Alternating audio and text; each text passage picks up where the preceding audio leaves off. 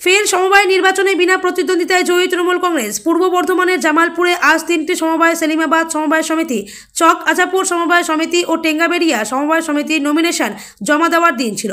প্রতিটি সমবায়ে 12টি করে আসন আছে। যথাসময়ে বিধায়ক অলোক কুমার মাঝি ও ব্লক সভাপতি মেহমুদ খানের নেতৃত্বে মহাসমারোহে তৃণমূল কংগ্রেসের প্রার্থীরা নমিনেশন জমা দিলেও দেখা মিলল না কোনো বিরোধী দলের। নির্দিষ্ট সময় পর্যন্ত অন্য কোনো দল নমিনেশন না করায় স্বাভাবিকভাবেই বিনা প্রতিদ্বন্দ্বিতায় জয়লাভ করল তৃণমূল কংগ্রেস। আজকের এই 3 জায়গায় সমবায় নির্বাচনে দলের একাধিক ব্লক নেতৃত্ব উপস্থিত ছিলেন কার্যকরী সভাপতি ভূতনাথ মালিক, শ্রমিক সংগঠনের সভাপতি তাবারাক আলী মণ্ডল, জামালপুর 1 পঞ্চায়েতের উপপ্রধান শাহাবুদ্দিন মণ্ডল, কৃষি কর্মাধ্যক্ষ জয়দেব দাস সহ বিভিন্ন অঞ্চল সভাপতি, প্রধান ও উপপ্রধানরা। জামালপুরে যতগুলো সমবায় নির্বাচন হলো সবকটাতেই বিনা প্রতিদ্বন্দ্বিতায় জয়লাভ করল তৃণমূল। এই জয়লাভ যে আগামী বিধানসভা নির্বাচনে তৃণমূল কংগ্রেসকে অনেকটাই এগিয়ে রাখবে সেই বিষয়ে কোনো সন্দেহ নেই। বিধায়ক অলোক কুমার মাঝি বলেন, রাজ্যে যে উন্নয়ন চলছে তাতে করে বিরোধীদের মানুষের কাছে পৌঁছে কিছু বলার নাই, তাই বিরোধীদের কোনো সমবায় নির্বাচনে দেখতে পাওয়া যাচ্ছে না। মেহমুদ খান বলেন, জামালপুরের মানুষ যে তৃণমূল কংগ্রেসকে ছাড়া আর কাউকে চায় না সেটা বিভিন্ন নির্বাচনে প্রমাণ করে দিয়েছেন তারা, তাই কোনো সমবায় নির্বাচনে বিরোধীরা প্রার্থী দিতে পারছেন না। রাজ্যের মুখ্যমন্ত্রী যে উন্নয়ন করেছেন রাজ্যের মানুষের তাতেই ভরসা রাখছেন। দাদা কি দেখলেন আজকে নির্বাচন? আমাদের আজকে জামালপুর যে আমাদের ব্লক, জামালপুর ব্লকে আমাদের জামালপুর বিধানসভার অন্তর্গত 3টে জায়গায় আমাদের আজকে সমবায় নির্বাচন আছে। আপনারা দেখছেন যে বিধানসভা ভোট 2000 আমাদের 21-এর পর বিভিন্ন জায়গায় বিভিন্ন উপনির্বাচন হয়েছে। কয়েকদিন আগেও 6টা উপনির্বাচন হলো বিধানসভা উপনির্বাচন, সেখানে 6-এ আমরা 6 মানে 6-0। বিরোধীরা সেখানে কোনোভাবেই তার দাঁত ফোটাতে পারেনি।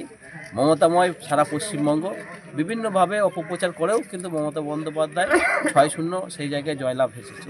আমরাও দেখছি যে আমাদের বিভিন্ন এখন স্কুল নির্বাচন বা আমাদের সমবায় নির্বাচন আমাদের হচ্ছে, সেই সমবায় নির্বাচনেও আমরা জয়লাভ করছি। তাই বাংলার মানুষ যেভাবে মমতা বন্দ্যোপাধ্যায় যে উন্নয়ন, সে উন্নয়নের সাথে আজকে আছে, কারণ বিরোধীরা অপপ্রচারকে তারা গুরুত্ব দেয়নি। বাংলার মানুষ চাই উন্নয়ন। 34 বছর একটা সরকার দেখেছে যে সরকারের কোনো দিশা ছিল না, কোনো উদ্দেশ্য ছিল না। তারা শুধু বলতো ইনকলাব জিন্দাবাদ, আমরা খাবো তোমরা বাদ।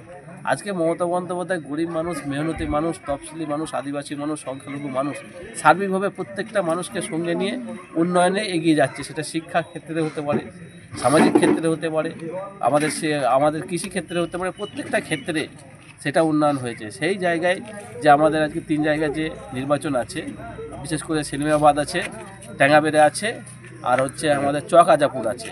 এই 3টেতেই আজকে যারা আমাদের দলের মনোনীত প্রার্থী তারা নমিনেশন ফাইল করবে। আমরাও চাইবো যে বিরোধীরা এখানে অংশগ্রহণ করুক। তারা নিশ্চয়ই একটা যে গণতান্ত্রিক নিয়ম, সেই গণতান্ত্রিক নিয়মে নির্বাচন হবে। সেই নির্বাচনে অবশ্যই আমরা জয়লাভ করব। মানুষের প্রতি সেই আস্থা এবং বিশ্বাস আমাদের আছে। কিন্তু আপনারা তো অপেক্ষা করছেন, বিরোধীরা তো কেউ আসছে না। গত নির্বাচনে দেখতে পাওয়া গেল স্কুল নির্বাচন এবং আজকে কোঅপারেটিভ নির্বাচন, সেখানে হচ্ছে সে বিরোধীদের হয়ে কেউ ভোটে প্রতিদ্বন্দ্বিতা করতে চাইছে না। তারা দেখছে যে আমরা শুধু নিজেদের প্রত্যেকের একটা আত্মসম্মান আছে, মানুষ কেউ হারতে চায় না, সবাই জয়লাভ করতে চায়।